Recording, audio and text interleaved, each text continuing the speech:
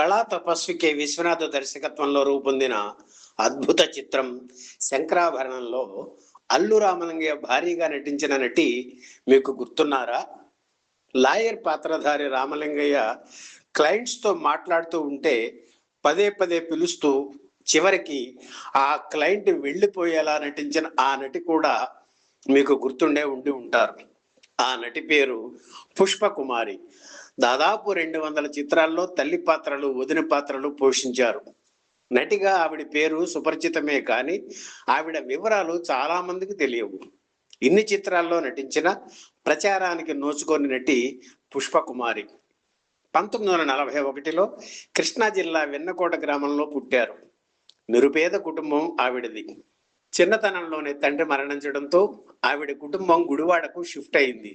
నటన మీద మక్కువతో 13వ ఏట రంగస్థలం మీద అడుగు పెట్టారు. 10 ఏళ్ల పాటు పౌరాణిక, చారిత్రక, సాంఘిక నాటకాల్లో నటించారు. ఆ తరువాత ఆవిడ దృష్టి సినిమాల మీదకు మళ్ళింది. అందరూ కొత్త వారితో దర్శకుడు ఆదుర్తి సుబ్బారావు తీసిన తేనె మనసులు చిత్రంలో నటించే అవకాశం పొందారు పుష్పకుమారి. ఆ తర్వాత ఆత్మగౌరవం, కన్య మనసులు చిత్రాల్లో నటించారు పుష్పకుమారి. ఇక అప్పటి నుంచి వరుసగా అవకాశాలు పుష్పకుమారిని వరించాయి. నటిగా బిజీ అయినా నాటకాల్లో నటించడంలో మానలేదు. ఎన్టీఆర్, ఏఎన్ఆర్, కృష్ణ, శోభన్ బాబు, కాంతారావు, చంద్రమోహన్, చిరంజీవి వంటి అగ్ర హీరోలందరి చిత్రాల్లో నటించారు పుష్పకుమారి. అయితే ఎంత ప్రతిభ ఉన్నా అవకాశాలు రావడం ముఖ్యం. పుష్పకుమారి విషయంలోనూ అదే జరిగింది.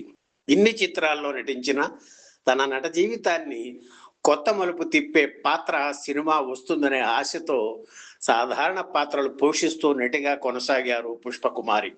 కానీ ఆ విషయంలో ఆవిడకు నిరాశ ఎదురైంది. 1985లో వచ్చిన సువర్ణ సుందరి చిత్రంలో చంద్రమోహన్ కు తల్లిగా నటించారు.